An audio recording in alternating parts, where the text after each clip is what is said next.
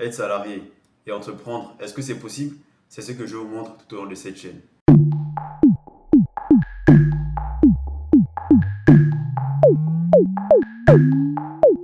vous le savez, je suis la formation de Louise Anne Maurice. C'est une formation donc je suis sur Udemy, elle est ouverte à tous. D'ailleurs, je vous invite encore à pouvoir la suivre et à la consulter. Donc dans l'étape numéro 1, s'il y a une chose qui est vraiment importante lorsqu'on démarre, c'est de pouvoir définir la valeur qu'on fournira à notre potentiel client. C'est juste la base. La base. Donc, conformément à mes objectifs, donc de freelance et de créer ma propre boîte, d'abord déjà, ce qui est de la partie freelance, comment est-ce que je fais pour pouvoir définir la valeur que je fournirai à mon client? Pour ça, je connais mon métier, donc chef de projet. Dedans, je connais mes missions. J'ai commencé par identifier exactement les problèmes que je rencontre particulièrement et ce pourquoi l'entreprise paye. Il faut derrière qu'il puisse sentir exactement ce qu'il attend de toi. Parce que sinon, il ne va jamais acheter parce que tu es une belle personne ou parce que tu es bien, vous avez des belles relations. Non. Il faut pouvoir t'assurer qu'il a quelque chose à gagner et qui est extrêmement important et qu'il en a besoin. C'est ça, définir la valeur de son client. Maintenant, comment est-ce que tu peux t'y prendre? Tu as deux choix.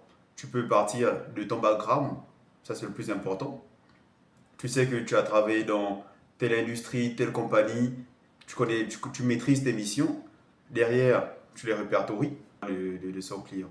Et tu sélectionnes exactement ce qui est important et ce sur quoi tu as rencontré des problèmes. Et ça peut créer déjà une opportunité de business. Et maintenant, pour la deuxième partie, pour le logiciel médical en Afrique, j'identifie déjà exactement ce dont ils en ont besoin à travers des appels, des contacts, avec des discussions. Et je sais exactement ce qu'ils veulent. Ensuite, il faut que le client puisse sentir exactement ce que tu veux lui faire savoir. Et pour ça, les moyens sont très simples de cette formation-là. Ce qu'on apprend, c'est qu'il faut pouvoir réaliser des infographies. Il y a tous les outils du monde pour le faire. Moi, j'utilise personnellement Canva. C'est avec ça que j'arrive à le faire et on va le faire ensemble pour histoire que tu vois exactement comment est-ce que j'arrive à montrer ce que je veux fournir au client. Et là, je vais te montrer de ce qu'il en est pour la partie freelance. Allez, suis-moi et on regarde ça ensemble. Nous voici donc sur l'infographie que je vais réaliser pour ma proposition de valeur en freelance. Tout d'abord, une présentation rapide du logiciel Canva. Hein. Je viens là, je clique dessus. Voici comment il se présente le logiciel Canva. Donc, il y a la version gratuite et la version payante. Ce n'est pas très cher, c'est 12 € le mois, mais vous pouvez réaliser tout ce que j'ai eu à réaliser pour l'infographie avec une version gratuite. Et ça suffit largement. Donc, pour la présentation de Canva, vous arrivez sur cette page d'accueil. Il y a plusieurs icônes que vous pouvez réaliser avec Canva, donc des présentations de ce que vous voulez. Ensuite, des images donc, qui peuvent être des images de sites web, des impressions, des présentations et des vidéos pour des stories ou encore pour les réseaux pour TikTok et autres. Mais ce qui nous intéresse aujourd'hui, c'est cette icône ici, donc infographie. En cliquant dessus, vous avez une plage blanche. Donc, mais vous avez le choix entre l'utilisation de la customiser de vous-même ou d'utiliser différents modèles. Ce que moi j'ai utilisé particulièrement, c'est celle-là, que j'ai modifié au fur et à mesure en enlevant le texte, par exemple la couleur en arrière-plan et tous ces éléments-là pour pouvoir arriver à notre image de départ qui est roulement de tambour, qui est celle-là. Et voilà. Ou derrière, je commence par préciser quels sont nos services, pour qui je suis globalement, voilà, parce que j'ai eu à montrer la personne et j'ai envoyé ou pas le prospectus, mais lorsqu'il tombe dessus, il faut qu'il sache qui vous êtes.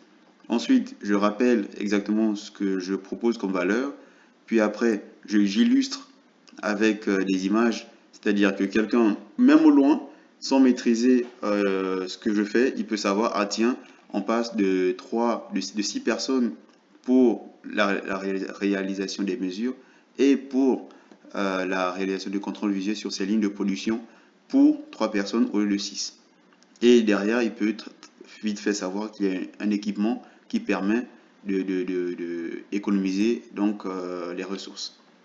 Et je termine avec un élément tout simple, hein, donc une image qui illustre exactement notre proposition, et derrière un point de contact pour qu'il puisse revenir vers nous et qu'on puisse éventuellement collaborer.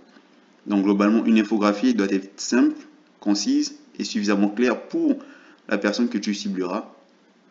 Et derrière, il arrive à sentir exactement ce dont tu lui proposes à travers des images, des photos ou justement cette carte infographique. Maintenant que je vous ai montré comment est-ce qu'on réalise une infographie sur Canva, donc on arrive au terme de cette étape 1 de la formation de Louise Anne Maurice et j'espère vous retrouver au prochain numéro. Petite cloche, abonnez-vous et un petit j'aime et on se voit la prochaine fois. See you!